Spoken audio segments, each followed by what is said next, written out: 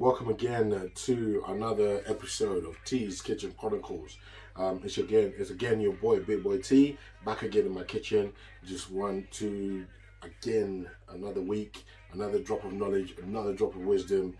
Just want to share some of what I know with you, my friends and my family. So thank you again to everyone who tuned in to the last episode.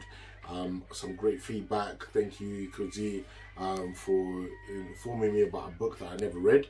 I'm in the process of doing so. It's informing me more than I ever knew. Today's episode, I want to touch more on what I talked about last week and what I feel we need to do as a people, as together going forward.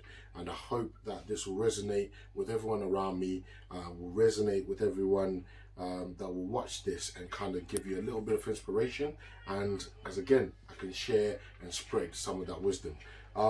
So touching on last week, I talked about us going and sort of making ourselves vulnerable in a sense, and speaking to a financial advisor, because we need to think about the future, and the future is something that, again, as I said, the elite think about, and we kind of not educated about at this point in time.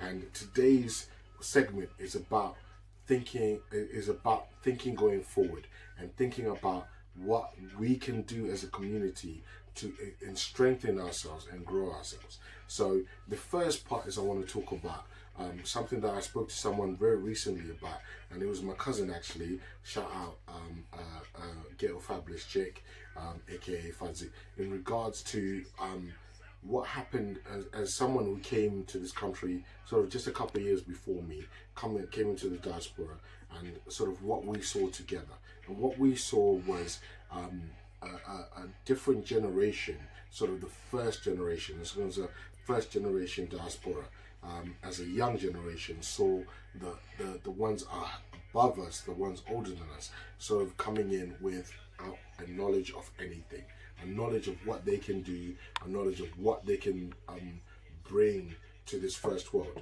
And it was sort of a knowledge of, it was a promise of going back home, and all they knew is what they had in front of them, the information they had in front of them, the knowledge they had in front of them, and the restrictions that came with that, the restrictions that came with the culture they came with. Now I want to talk about today the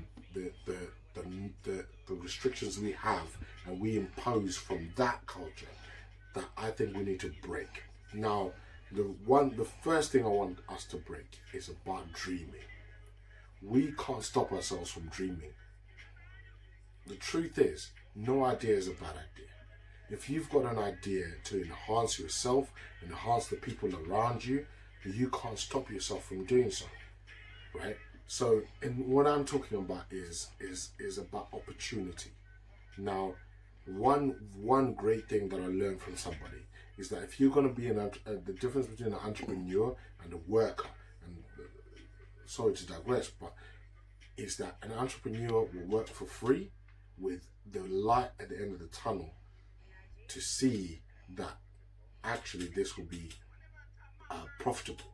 Mark Zuckerberg, he created Facebook. Facebook was for free. Later in his life, let's talk about a decade later, that was worth £1 billion, $1 billion afterwards. What I'm saying to you, my friends and family, is that we need to understand that when we talk about investments, when we talk about the future, when we talk about creating that generational wealth, we need to be looking at it as today we're going to work for free. What it means is that when we put these investments in, when we put our hard-earned money, it's not if you're going to put it in buying shares, buying investments, putting your money in bonds, putting your pension in bonds, and so forth. It's not about creating how can I put this in the right term? It's not about creating wealth that is short-lived or short term. It's about creating that long-term wealth that our children and grandchildren, our children, will look at and say our forefathers created this basis for us. We have to understand we're no longer just African. we're African British, and our children are African British. Just like the African American community has done so, just like the Afro-Caribbean community or the Caribbean British community have created, the British European community has created, the Afro-European community have created. We need to transcend that, and we are now in a position where I can come to you so freely and do so and create just a platform for us to talk. So thank you so much for your comments for last time. Please, again, I'll put this in the middle of this video. Please like and share as many times as you can so we can have an open forum. So big ups to everyone who's around, who's doing so, who's opening up their forums, and in these lockdowns able to do those video calls, those video links, those you know, that we can talk about and grow as communities. Now, going forward with what I was saying earlier, we need to be able to see people's visions and be able to invest in those and create our own and own our own. So, you know, don't dismiss someone coming up with an idea, because let's be honest, back in the day, people dismissed the idea of Facebook. People dismissed the idea of Amazon. People dismissed the idea of Google. And today they are blue chip companies with people sitting at the top of them that are actually, that we look at and go, wow, I wish I could come up with that. But any idea is a good idea.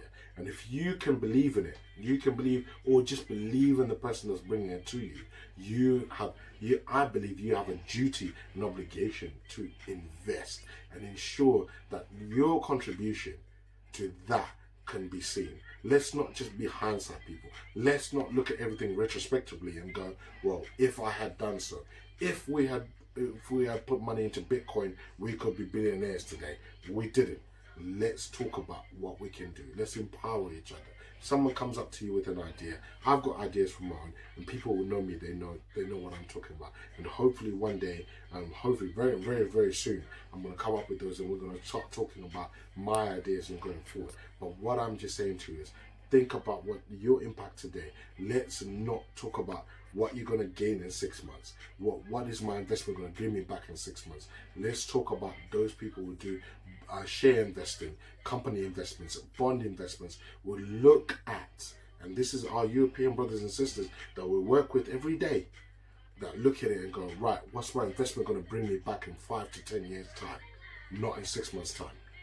Because we should not be slaves, and I put it in the right term, and I know I'm saying it right. We should not be slaves to the results of colonization and slavery, where it's taught us to just survive and not live. Because to live is to suffer, my friends, and then prosper in the end. And to survive is to always look for a light at the end of each tunnel. And that is the truth, my friends. Don't look at the light of the end of the tunnel and say, well, that tunnel is only going to be a short term. Let's look about living. Let's live our lives. Let's work hard, and let's sow the seeds right, and then have the fruits later on. But it's not just about us. It's about the generations that come after us, because we know already, and I will touch on this as we come on into the other episodes, about education and how the educational system in this country, at least in the UK, stems and stops the growth for others, regardless of how much homeschooling that you do, and regardless of your ambitions of your children. As someone who's got 4 of them, I know. I'm just saying that as we are a community together, and I'm talking about the full diaspora. I'm not talking about just my Zimbabwean community. I'm talking about all of my diaspora. We need to come together, and we need to start creating generational wealth together and put it together. Let's not look at what others did not do before us. Let's look at what we can do going forward. So I say this to all of you. Let's band together. Let's talk to each other. If you've got ideas that you'd like for me to share on this platform, please let me know. And I'm one who's a willing investor. I'm one who's a willing participant in what we can create going forward. Because I'm not just looking about me. I'm looking about my children. I'm looking about my children's children. Because at the end of the day, they're going to be taking of me when I'm old. They're going to be taking of me when I stop working.